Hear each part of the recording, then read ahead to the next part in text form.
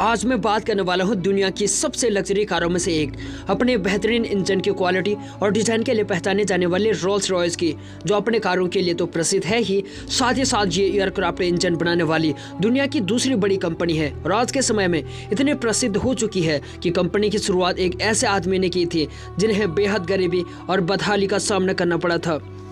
पिता की जल्दी मृत्यु हो गई और बचपन के दिनों में जब बच्चों के स्कूल जाने के दिन होते हैं तो इस उम्र में घर का खर्चा चलाने के लिए न्यूज़पेपर और टेलीग्राम बांटना पड़ा था। हालांकि इन विपरीत परिस्थितियों में भी उन्होंने कभी हार नहीं मानी। तो मैं बात कर रहा हूँ, उनका नाम है फ्रेडरिक हेनरी रॉयस। दरअसल रोल्स रॉयस कंपनी के फाउंडर दो लोगों को माना जाता है, Frederick Henry Royce and Charles Royce. लेकिन इस कंपनी में सबसे मुख्य रोल फ्रेडरिक रॉयस का ही है।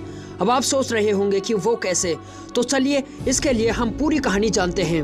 हेनरी रॉयस का जन्म 1863 में इंग्लैंड के एक अल्वर्टन नाम के एक छोटे से गांव में हुआ था। उनका परिवार एक किराने का आटा मिल चलाती थी, लेकिन ये काम अच्छे से नहीं चल पाने की वजह से वे सभी लंदन आकर बस गए। लेकिन जब हेनरी सिर्फ 9 साल के थे तब उनके पिता की मृत्यु हो गई और इस तरह से हेनरी को अपना घर का खर्चा चलाने के लिए न्यूज़पेपर बेचने और टेलीग्राम बांटने जैसा काम भी करना पड़ा।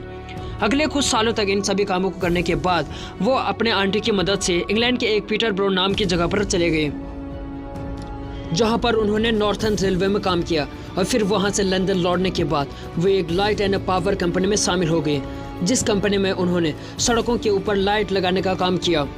अब हेनरी ने अपने कमाई के कुछ पैसे बचा लिए। उसके बाद अपने की गई बचत और अपने दोस्तों क्लारेमोंट के साथ मिलकर 1884 में एक छोटी सी कंपनी खोली जिसका नाम एफएस रॉयस एंड कंपनी रखा। दरअसल ये कंपनी बिजली के छोटे छोटे पार्ट बनाने का काम किया करती थी और फिर अगले 10 सालों के बाद इसी कंपनी के जरिए उन्होंने डायनेमो और इलेक्ट्रिक क्रेन बनाने भी शुरू कर दिया।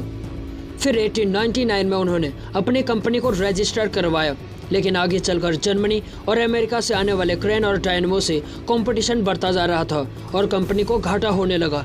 इसलिए रॉयस ने कार बनाने का फैसला किया। उन्होंने मोटर कार को अच्छे से जानने के लिए 1901 में डिन डॉयल और सिलेंडर 2 कार खरीदे और इन कार की कमियों को उन्होंने अच्छे से पहचाना और फिर 1904 में अपने खुद की 3 कार बनाए।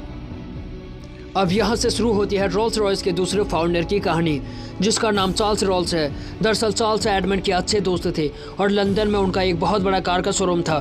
जब उन्होंने हेनरी की कार को देखा तब उन्हें ये बहुत पसंद आया और चार्ल्स रॉयस हेनरी के पार्टनर बन गए। 23 दिसंबर 1904 को दोनों के बीच बिजनेस डील हुई कि रॉयस की बनाई हुई कार को रोल्स खरीदेंगे और वो सभी कार रोल्स रॉयस के नाम से जाने जाएंगे।